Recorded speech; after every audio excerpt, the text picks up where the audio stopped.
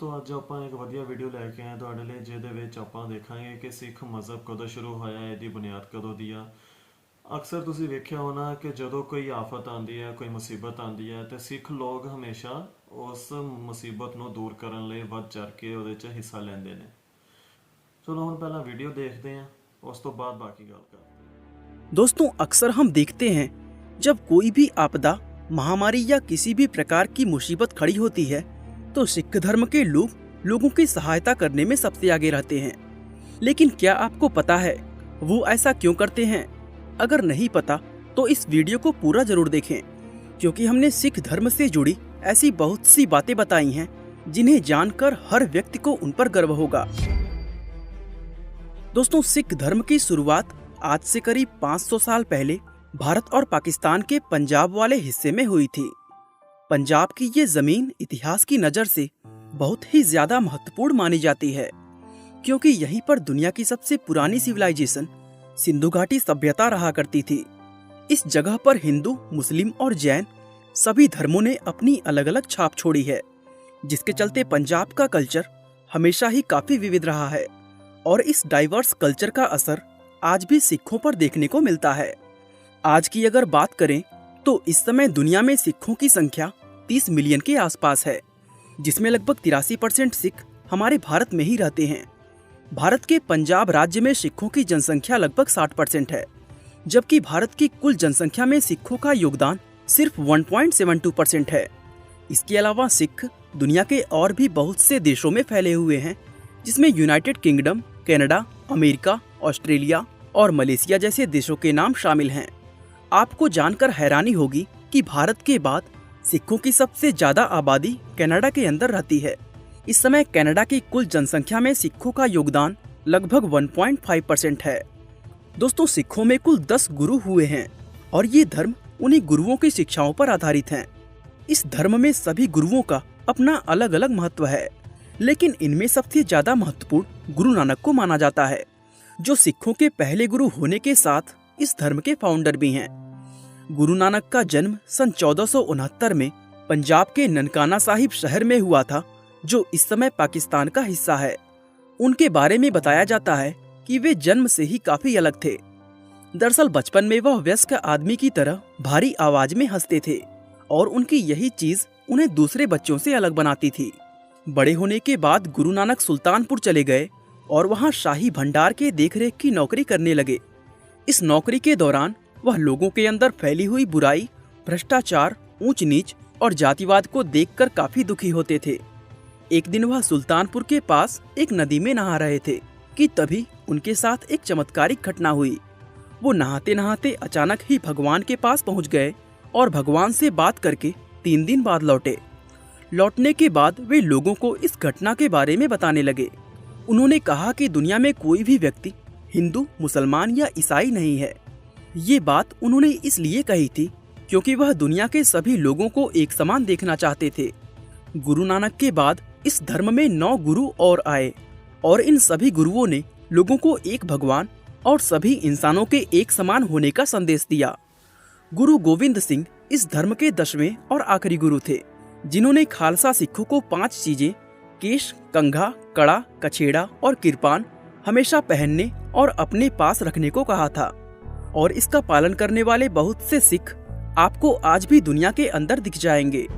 साथ ही उन्होंने सिखों के धार्मिक ग्रंथ गुरु ग्रंथ साहिब को पूरा करके उसको अंतिम रूप दिया था, और आज सिखों में यही ग्रंथ आखिरी जीवित गुरु के रूप में जाना जाता है। इस ग्रंथ के पहले 2 शब्द एक ओंकार है, जिनका मतलब ये है कि ईश्वर केवल एक है और वही सबसे बड़ी और सबसे सच्ची वास्तविकता है। एक ईश्वर में विश्वास होना सिख धर्म की सबसे बड़ी और सबसे महत्वपूर्ण आस्था मानी जाती है। सिखों का मानना है कि ईश्वर का ना तो कोई रूप है और ना ही कोई आकार, ना वो स्त्री है और ना ही पुरुष। वो हर जगह हर चीज में मौजूद है, जिसको शब्दों में बयां करना असंभव है। गुरु नानक हमेशा इस बात पर जोर देते थे कि एक ईश्वर को कई अलग अलग तरीकों से समझा जा सकता है। किसी के लिए ईश्वर भगवान विष्णु हो सकते हैं, तो किसी के लिए अल्लाह या फिर कोई भी अन्य नाम जिसमें लोगों की आस्था हो, वो भी गुरु नानक का ईश्वर हो सकता है। इसलिए किसका भगवान सच्चा है और किसका भगवान झूठा, लोगों को इस बात पर लड़ना नहीं चाहिए।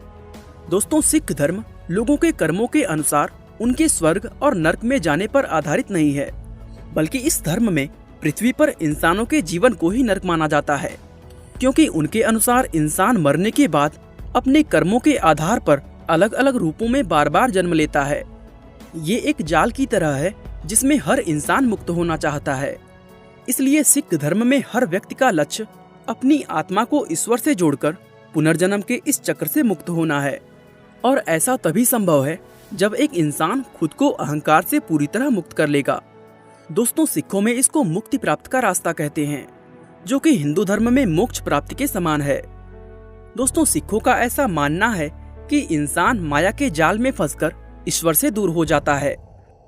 आपकी जानकारी के लिए बता दें कि जो भी चीज इंसान को ईश्वर से दूर करती है वो माया कहलाती है।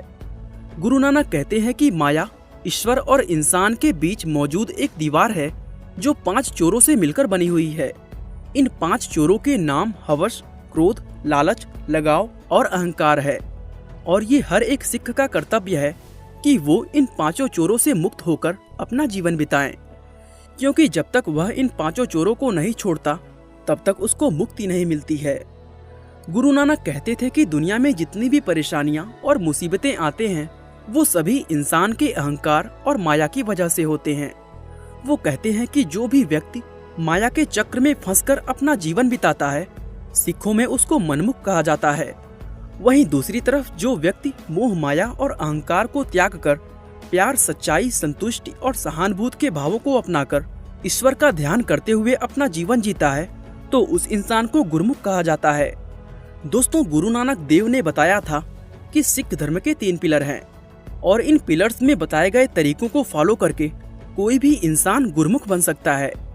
सिख धर्म के पहले पिलर का नाम जपो है, जिसका मतलब ईश्वर यानी वाहे गुरु का नाम जपते हुए हमें हर रोज ध्यान लगाना है। इसके बाद दूसरा पिलर है कीरत करो। इसका मतलब कड़ी मेहनत करते हुए हमें ईमानदारी से अपना जीवन बिताना है। और आखिर में तीसरा पिलर आता है वंड चखो। इसका मतलब अपनी कमाई हुई धन को दूसरों से शेयर करना है। इसके तहत सभी सिख लोग अपने धन और संपत्ति को अपने समुदाय में साझा करते हैं। साथ ही सिखों द्वारा गुरुद्वारों और दूसरी कई जगहों पर चलाए जाने वाला लंगर भी वंड चखो का ही एक हिस्सा है। गुरुद्वारों में हर धर्म, जाति और जेंडर के लोगों को लंगर में मुफ्त भोजन करने की अनुमति होती है। हमारे भारत के अमृतसर में स्थित हरमंदिर साहिब सिखों का सबसे पवित्र स्थान है, जिसे स्वर्ण मंदिर के नाम से भी जाना जाता है। और आपको जानकर हैरानी होगी कि इस गुरुद्वारे का लंगर दुनिया का सबसे बड़ा फ्री किचन कहलाता है, क्योंकि इसमें हर रोज 1 लाख से ज्यादा लोग मुफ्त में खाना खाते हैं। अब जाहिर सी बात है कि इतना सारा खाना बनाने और परोसने के लिए काफी सारे लोगों की जरूरत पड़ती होगी, और इसी जरूरत को पूरा करने के लिए सिख धर्म के हजारों लोग हर रोज गुरुद्वारों के अंदर मुफ्त में काम करते हैं। दरअसल सिख धर्म के लोग अपने अंदर के अहंकार को खत्म करने के लिए इस तरह की सेवा करते हैं, और सेवा में गुरुद्वारे की सफाई करना, खाना बनाना, बर्तन धोना और अन्य किसी भी तरह की सहायता करना शामिल होता है। और यही छोटी छोटी चीजें इस धर्म को दुनिया के दूसरे धर्मों से अलग बनाती है। दोस्तों, अब आखिर में बात करते हैं सिखों की सबसे मशहूर कम्युनिटी खालसा के बारे में, क्योंकि जिस सिख धर्म को आज हम देखते हैं उसको ये आकार देने का श्रेय इसी कम्युनिटी को दिया जाता है। ये बात 1699 की है, जब सिखों के ऊपर मुगलों के हाथों खत्म होने का खतरा मंडरा रहा था। उस मुश्किल समय में गुरु गोविंद सिंह ने अपने फॉलोवर्स से धर्म की खातिर उनकी जान की कुर्बानी मांगी। कुर्बानी की बात सुनकर वहाँ मौजूद सभी लोग हैरान रह गए, और उनमें सिर्फ 5 लोग ऐसे निकले जो गुरु के कहने पर अपनी जान की बलि देने को तैयार हो गए। गुरु गोविंद ने उन 5 लोगों को केसरी रंग के कपड़े पहनाए और सभी लोगों के सामने उन्हें पंज प्यारे का नाम दिया। इसके बाद गुरु गोविंद सिंह ने उन्हें एक प्याले में मीठा पानी दिया, जिसको अमृत कहा जाता है। इन 5 लोगों ने अलग अलग जात के होते हुए भी एक ही प्याले से इस पानी को पी लिया, और पानी पीकर ये लोग एक बिल्कुल नई कास्टलेस कम्युनिटी का हिस्सा बन गए, जिसको खालसा का नाम दिया गया है। इन लोगों ने अपने नाम के आगे से जाति सूचक शब्द हटाकर सिंह सरनेम अपना लिया। पुरुषों की तरह महिलाएं भी इस अमृत को पीकर इस कम्युनिटी का हिस्सा बनी और उन्हें कौर सरनेम दिया गया। इस तरह सिखों की एक बिल्कुल नई कम्युनिटी अस्तित्व में आई, जिसने पूरे सिख समाज को जोड़कर एक परिवार की तरह बना दिया। आज भी बहुत से सिख सिंह और कौर सरनेम को पाने के लिए गुरुद्वारों के अंदर अमृत नाम की उसी धर्म क्रिया से गुजरते हैं। बाकी दोस्तों आज के लिए बस इतना ही। ਕਿੱਦਾਂ ਲੱਗੀ ਤੁਹਾਨੂੰ ਅੱਜ ਦੀ ਵੀਡੀਓ? ਉਮੀਦ ਹੈ ਤੁਹਾਨੂੰ ਪਸੰਦ ਆਈ ਹੋਏਗੀ। ਤੇ ਜੇ ਤੁਹਾਨੂੰ ਵੀਡੀਓ ਚੰਗੀ ਲੱਗੀ ਤੇ ਇਹਨੂੰ ਲਾਈਕ, ਸਬਸਕ੍ਰਾਈਬ ਤੇ ਆਪਣੇ ਦੋਸਤਾਂ ਭਰਾਵਾਂ 'ਚ ਸ਼ੇਅਰ ਲਾਜ਼ਮੀ ਕਰਿਓ।